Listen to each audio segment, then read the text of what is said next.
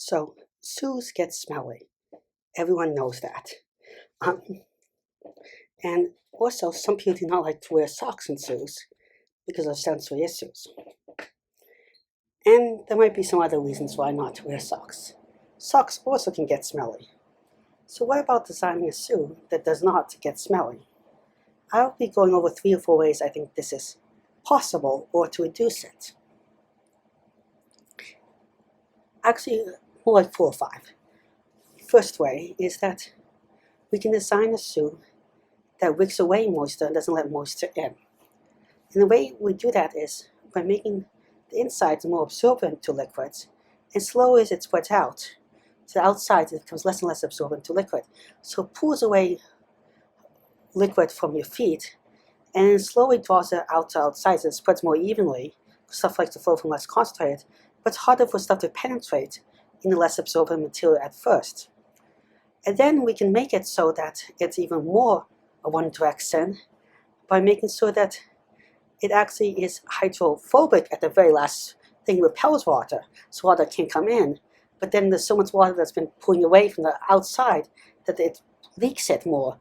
Or that when it stretches, little gaps open up and water comes in, like when you hit the ground. You can also have the tubes in the beginning be a different geometry than the tubes at the beginning that draw the water. For example, if the tubes are very small, water can't penetrate in.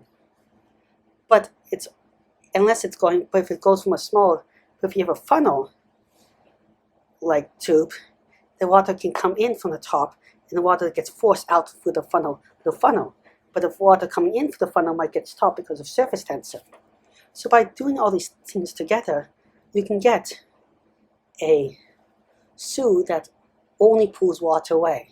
That water can also carry salt and other chemicals to make your foot less stinky.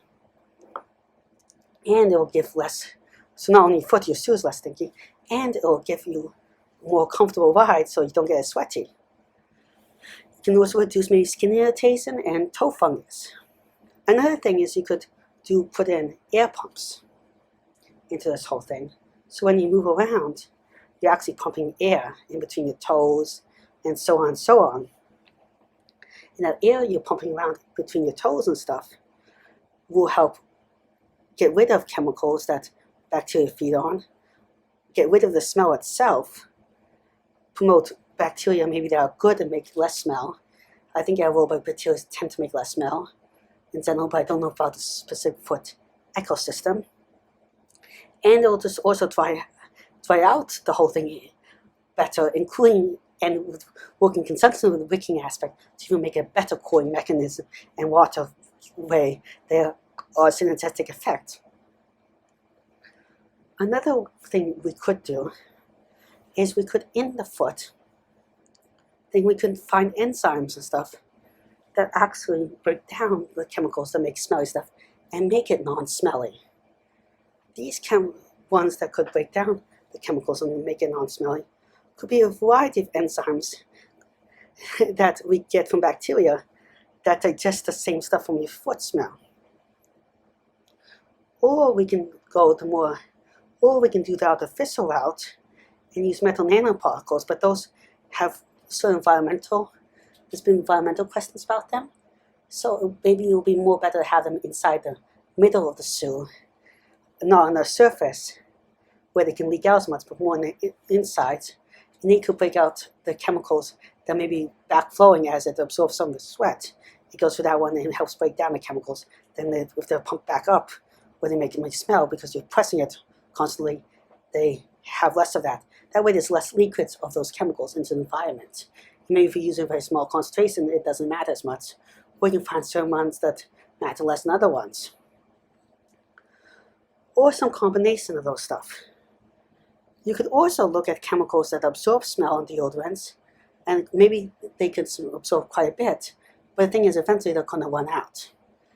Activated charcoal, for example, can absorb a lot of smell. There's also a crystal called zeolites, and some of them can also now to some extent we could put stuff to help recharge them. We could have some cleaning agents that could clean them thoroughly. It's harder if they're really chemically absorbed onto it. You could shock them or heat them up, maybe to release the chemicals, or use harsher chemicals on them, but that requires additional cleaning. You can put the enzymes and stuff I'm talking about before, which could help break down, but they won't fully work on something that absorbs it. Even though if we do use conducting with chemicals, with enzymes and stuff on these things, the problem is that the enzymes themselves, if you use fancy like enzymes and stuff, they're more likely to break down when you do all these harsh treatments and stuff. So that's a huge major con right there. Another thing about all these enzymes ideas that is a huge con in many, many ways is that it's just the durability over time, so they might not last as long. But but maybe a bunch of things together, and maybe you can re-spray on the enzymes or something like that, like a Sue spray. Or even put in bacteria that are probiotic ones that produce a little bit of this stuff for a while. And some of those enzymes get produced by these bacteria get absorbed and replenish the Sue's abilities to absorb stuff or help break down the stuff. Another thing we could do is making them just more machine washable. The problem with machine washing off shoes is the durability, is that you have to make sure everything is very durable so it doesn't break down when it's slamming back and forth.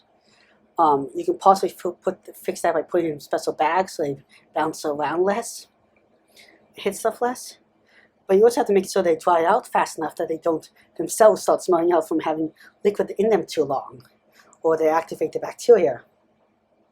So having maybe also a better dryer, and maybe even like a microwavable shoe or something like that, they can microwave them dry, or something like that. Just a weird idea. You could also maybe make a shoe with electronic filtration system, even though this will cause power, it's more fancy, that zaps little molecules, breaking them apart so they don't release odor as much and become less smelly, or that can have a little micro fan that just moves a little bit of air to keep everything dry, or just acts or recharges an air filter by zapping off the stuff that's absorbed on the air filter at a specific time when you're cleaning or something like that. All these little different uses. You could also have catalysts in there that do not directly break down the chemicals or anything or absorb it, but can make stuff like, in the right condition, like ozone gas or hydrogen peroxide, which are both stuff you don't want too much exposure to long term. But if there's a cleaning stage, like you put them heat them up or something, they could kill off the stuff that makes the smell and break down the smelly stuff.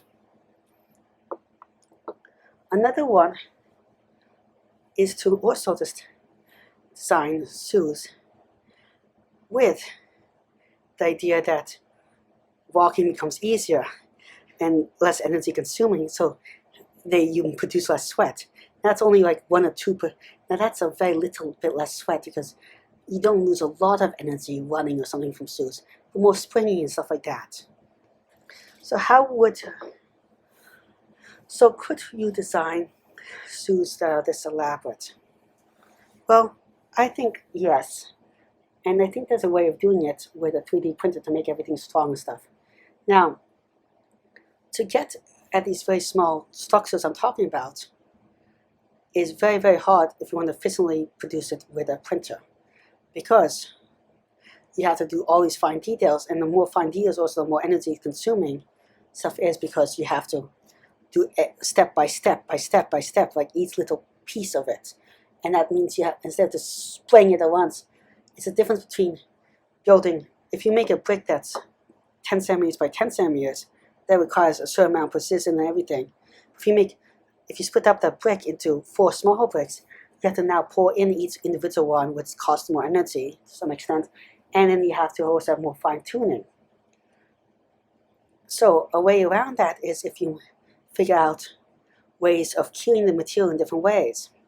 So for example, if something polymerizes, which means when you take one molecule and you link it up to a bunch of other similar molecules, you can make a polymer with bigger chains or smaller chains, and you can have like 10 repeats or 20 repeats.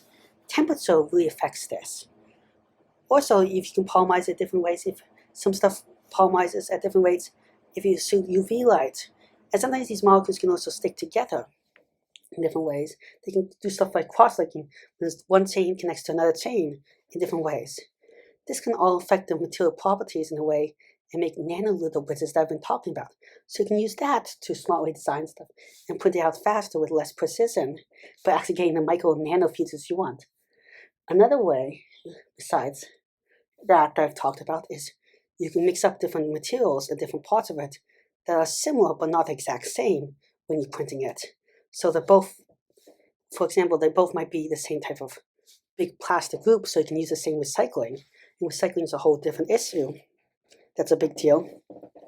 But you can use the same recycling process.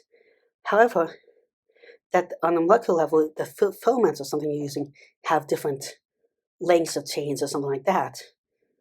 You can also heat up stuff, so there's bubbles and stuff that produce different microstructures or crystallizes in different ways. I think with all this, you could produce this shoe I want. Well, thank you very much for listening. Please like and subscribe. It really helps the channel out. I'm trying to reach 1,000 subscribers in a year, 4,000 watch hours, which is really hard, really help. I think I can do it. Again, thank you very much. Goodbye.